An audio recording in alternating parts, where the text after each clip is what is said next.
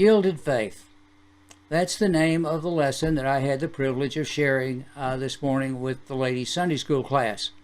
If your church uses Lifeway materials, you may have already heard this lesson. It is the second in a series called Faith That Matters.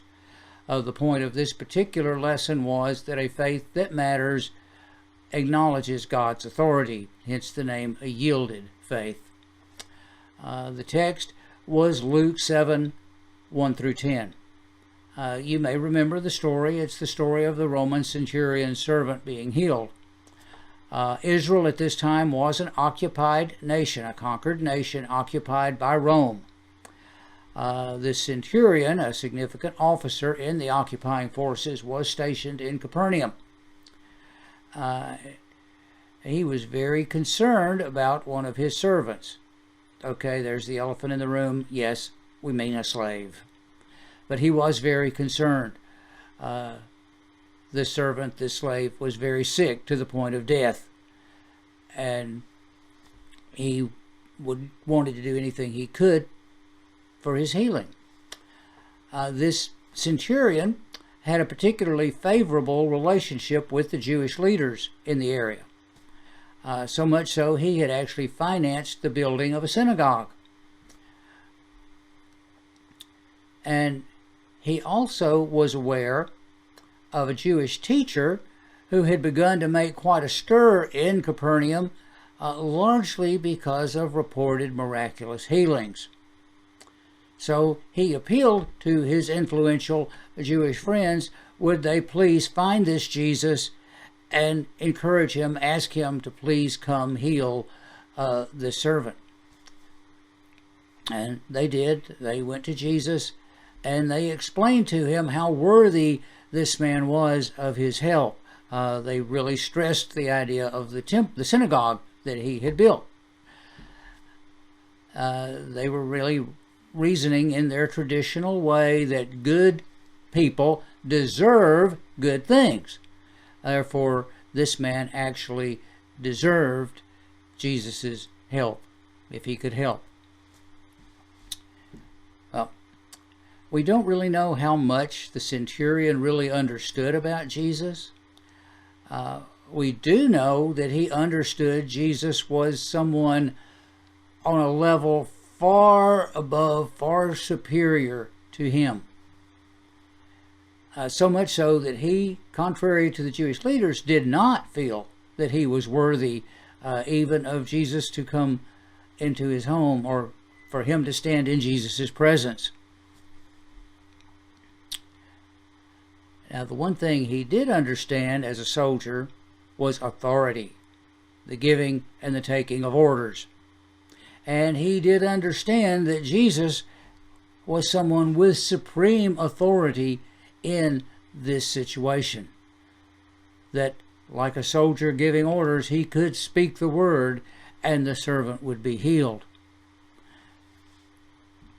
And he sent some friends out to tell Jesus how unworthy he felt and to explain this to Jesus, that all he had to do was asking was if he would say the word and heal the servant. And Jesus was amazed, he says. He turned to the people around him and said, even among you people that should understand, I've never seen this kind of simple, pure faith. And yes, the servant was healed. And that's kind of the point of the story, that the centurion yielded his authority to Jesus. Now, I understand that. I understand the point that the folks at Lifeway are trying to make. And I don't think I'm alone in this. When I'm in a desperate situation that I know only God can handle, when I'm asking God for help, I don't have a whole lot of trouble yielding to let God do what I know I can't do. I'm actually really glad and grateful that He's there to take control and to take charge. My problem with yielding and a yielded faith comes when the shoe is on the other foot, when it's God asking me to do something. My experience really has a lot more in common with another soldier that we read about a few centuries earlier, a fellow named Naaman. He was a Syrian officer. We read about him in 2 Kings 5, 1 through 19. He is described as a great and honorable man, a man of valor, but a leper. He had a grave. Now, leprosy was a term used for a lot of different diseases in those days, but all debilitating and many quite deadly. So all of his fame, all of his power, all of his might were fading into insignificance if he couldn't deal with this incurable disease.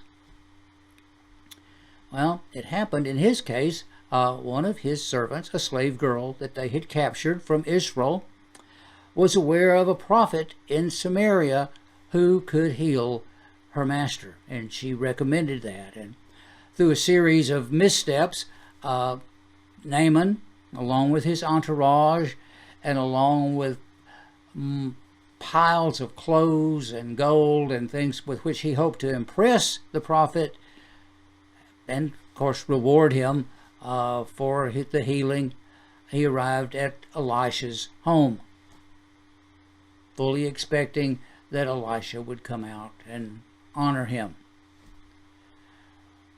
Elisha did not. Elisha sent a servant out, and he sent the word that God had given him to tell Naaman to go wash 7 times in the Jordan River. He would be healed. Naaman was furious. Elisha had just touched all the wrong buttons. Yeah, he will surely come out to me and stand and call on the name of the Lord his God and wave his hand over the place and heal the leprosy. That's what he expected. A wonderful miracle, an instant healing, for which he was willing to pay. No. And not only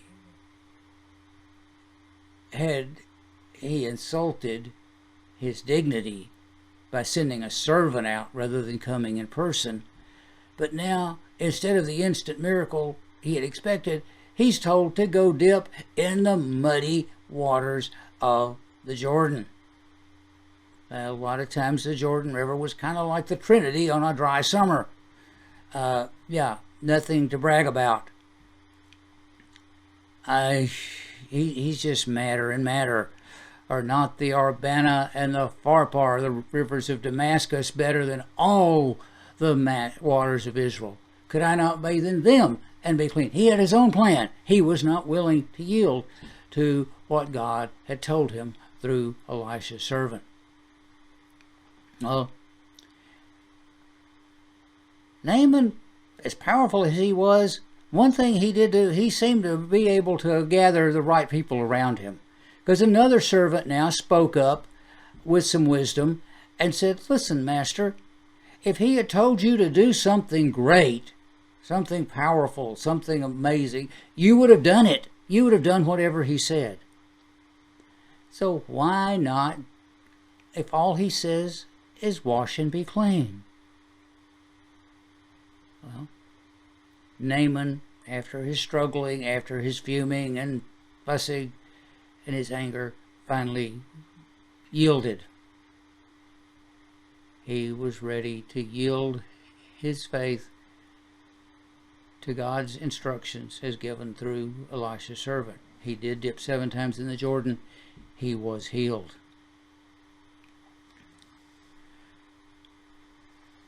Now, you see, I identify a lot more with Naaman than the centurion. When God wants to lead me to do something, particularly if it's outside of my comfort zone. All too often, I fume and struggle with all of my ideas and my doubts and my ambitions until finally, the